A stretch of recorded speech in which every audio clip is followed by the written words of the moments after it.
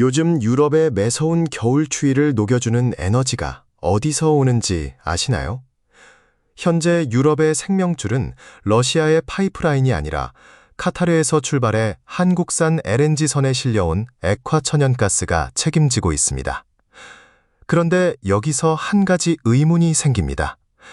중국 조선소들이 파격적인 저가 공세를 퍼붓고 있는데도 왜 카타르 에너지는 굳이 수조 원에 달하는 엄청난 발주 물량을 HD 현대와 삼성중공업 그리고 한화오션이라는 한국의 조선 3사에 집중시켰을까요? 그 이유는 아주 명확합니다. 영하 163도의 극저온을 견뎌야 하는 LNG선 한 척이 항해 중에 멈춰버리면 유럽의 대도시 하나가 통째로 암흑에 빠질 수 있는 긴박한 경제적 위기가 닥치기 때문입니다. 결국 한 척의 배가 멈추는 것이 곧 유럽의 파산으로 이어질 수 있다는 공포와 이를 막아낼 한국 조선업의 압도적인 기술 격차가 카타르가 한국에 목매는 핵심 이유라고 할 수 있습니다. 유럽이 왜 이렇게 다급해졌는지 이해하려면 2022년으로 거슬러 올라가야 합니다. 당시 러시아와 우크라이나 사이에 전쟁이 터지면서 유럽의 에너지 지형이 완전히 뒤집혔거든요. 그동안 유럽은 러시아에서 파이프라인을 통해 들어오는 값싼 가스, 즉 PNG에 전적으로 의존해 왔는데 이 공급줄이 갑자기 끊겨버린 겁니다. 하루아침에 에너지 난민 신세가 된 유럽 국가들은 당장 겨울을 날 연료를 구하기 위해 전 세계를 뒤지기 시작했고 결국 천연가스 부국인 카타르에 매달릴 수밖에 없었습니다. 그런데 여기서 아주 까다로운 문제가 하나 생깁니다. 파이프라인은 그냥 관만 연결하면 끝이지만 바다 건너 카타르에서 가스를 가져오려면 기체 상태인 가스를 액체로 만들어서 배에 실어 날라야 하거든요. 이게 말처럼 쉽지가 않습니다. 천연가스를 액체로 만들려면 무려 영하 163도라는 상상하기 힘든 초저온 상태를 일정하게 유지해야 합니다. 그래서 LNG 운반선은 바다 위의 거대한 냉동고라고 불리기도 하죠. 만약 운송 중에 미세한 균열이라도 생겨서 가스가 새어나오면 배 전체가 거대한 폭탄으로 변할 수도 있는 아주 위험하고 정교한 기술이 필요합니다. 이런 고난도 제조 공정을 완벽하게 소화할 수 있는 나라는 전 세계에 몇 안 되는데 그 중심에 바로 우리나라가 있습니다. 카타르는 현재 세계 최대 규모의 LNG 증산 프로젝트를 야심차게 추진하고 있는데요. 이 과정에서 2024년과 2025년에 걸쳐 전례 없는 규모의 대규모 선박 계약이 체결되었습니다. 놀라운 점은 이 어마어마한 물량 중 80% 이상을 한국의 조선 3사가 싹쓸이하며 독점적인 지위를 확인했다는 사실입니다. 카타르 입장에서는 아무리 가스가 많아도 이걸 안전하게 실어나를 배가 없으면 돈을 벌 수 없는데 그 열쇠를 쥔 파트너가 바로 한국이었던 셈이죠. 결국 유럽의 경제적 생존과 카타르의 에너지 패권이 한국 조선소의 기술력 위에 세워져 있다고 해도 과언이 아닙니다. 카타르가 왜 굳이 더 비싼 가격을 치르면서까지 한국 조선소에 목을 매는 걸까요? 가장 큰 이유는 바로 압도적인 신뢰성 때문입니다. 실제로 과거에 중국 조선소가 만든 LNG선이 운항 중에 갑자기 엔진 결함으로 멈춰서는 대형 사고가 있었습니다. 당시 선주는 수천억 원에 달하는 막대한 손실을 입어야 했죠. 하지만 한국이 만든 배는 다릅니다. 수십 년간 쌓아온 제로 결함 레코드는 전 세계 선주들 사이에서 이미 전설로 통하거든요. 바다 위에서 배가 멈추는 건 곧 돈이 증발하는 것과 같기에 카타르 입장에서는 검증된 한국산을 선택하는 게 오히려 가장 합리적인 결정인 셈입니다. 여기에 한국만이 가진 독보적인 단열 기술도 한몫합니다. LNG선은 영하 163도의 극저온 상태로 가스를 운반해야 하는데요. 이동 중에 가스가 자연스럽게 기화되어 날아가는 비율을 BOR이라고 부릅니다. 한국 조선소들은 이 BOR을 0.1% 미만으로 낮추는 데 성공했습니다. 아주 미세한 차이처럼 들릴 수 있지만 배 한 척을 20년에서 30년 이상 운영한다고 가정하면 이야기가 완전히 달라집니다. 연료비 절감 효과만 해도 수백억 원에 달하거든요. 선주들 입장에서 한국배는 사기만 하면 알아서 돈을 벌어다주는 효자나 다름없습니다. 마지막으로 한국조선소는 단순히 배만 잘 만드는 게 아닙니다.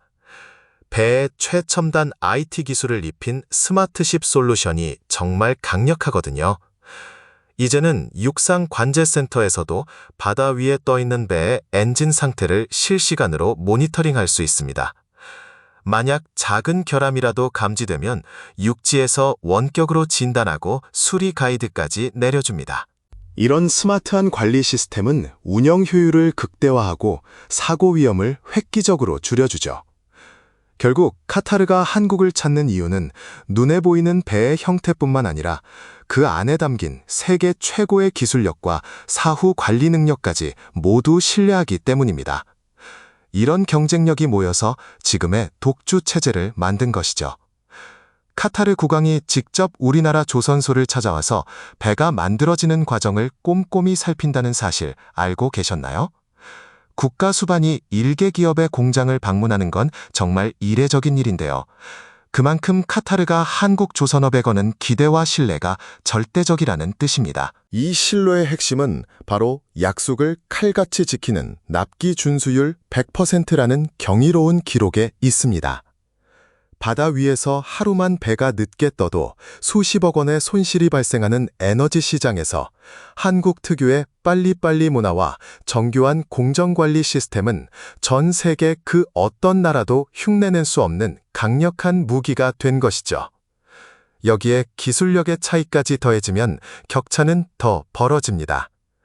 탄소 배출 규제가 그 어느 때보다 강화된 올해 해운 환경에서 단순히 배를 잘 만드는 것만으로는 부족하거든요.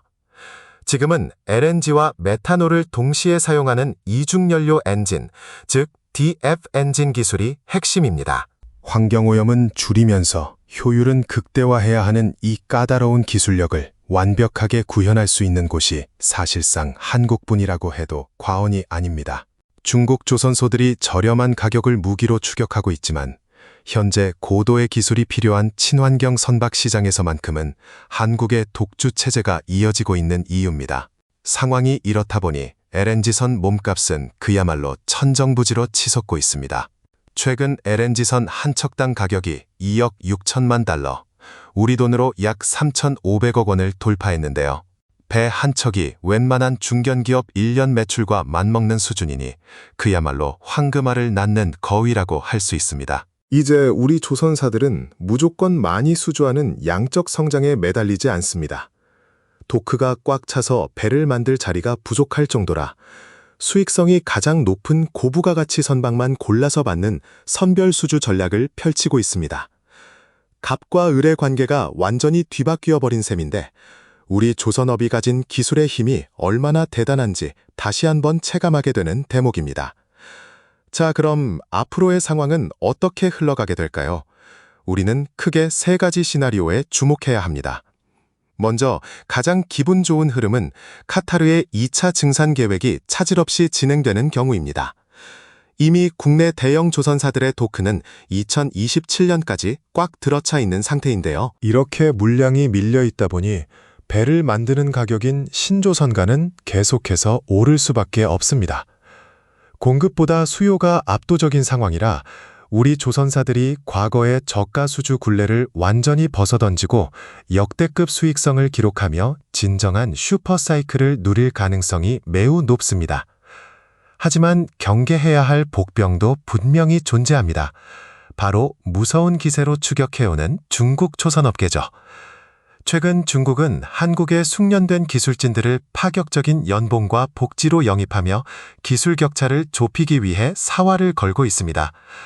만약 이들이 LNG선 건조 노하우를 완벽히 흡수해서 품질까지 갖추게 된다면 우리에겐 큰 위협이 될 겁니다. 기술력이 평준화되는 순간 결국 가격 경쟁력을 앞세운 중국에 점유율을 조금씩 내어주며 치열한 치킨 게임이 다시 시작될 수도 있으니까요. 결국 미래의 승부처는 다음 세대인 친환경 선박 시장입니다. LNG선에서 보여준 압도적인 성공 방정식을 암모니아 추진선이나 액화수소 운반선에서도 재현할 수 있느냐가 핵심이죠. 다행히 우리 기업들은 이미 수소와 암모니아를 영하 수백 도의 극저온에서 안전하게 운반할 수 있는 화물창 설계와 엔진 제어 기술을 확보하기 위해 막대한 연구개발 비용을 쏟아붓고 있습니다.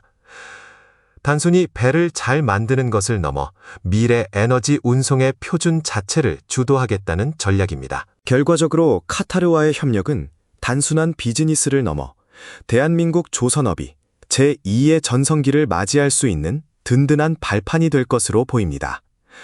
우리가 가진 기술적 자부심을 지켜내면서 차세대 시장까지 선점한다면 전 세계 바다를 호령하는 한국 조선의 위상은 앞으로도 변함없이 이어질 것입니다. 우리 조선업이 써내려갈 새로운 기록들을 설레는 마음으로 지켜봐도 좋을 것 같습니다. 거친 파도를 뚫고 나아가는 거대한 LNG선이 마침내 유럽의 항구에 닻을 내리고 가스를 하역하는 장면을 상상해 보세요. 그 배가 실어나른 온기는 단순한 에너지를 넘어 우리 조선소 현장에서 뜨거운 땀방울을 흘린 용접공들의 노력이 머나먼 유럽 가정의 난로를 지피고 있다는 자부심이기도 합니다. 이제 대한민국 조선업은 단순히 배를 잘 만드는 제조 강국을 넘어 전 세계 에너지 안보의 향방을 결정짓는 핵심 파트너로 당당히 자리 잡았습니다. 하지만 우리 뒤를 바짝 쫓는 중국의 거센 추격은 여전히 매섭기만 합니다. 우리가 이 초격차를 유지하며 세계 1위의 자리를 지키기 위해 지금 가장 시급하게 해결해야 할 숙제는 무엇이라고 생각하시나요? 현장의 심각한 인력 부족 문제를 먼저 해결해야 할까요? 아니면 누구도 따라올 수 없는 압도적인 원천 기술을 확보하는 것이 먼저일까요? 여러분의 소중한 의견을 댓글로 들려주세요. 오늘 준비한 내용은 여기까지입니다. 시청해 주셔서 감사합니다.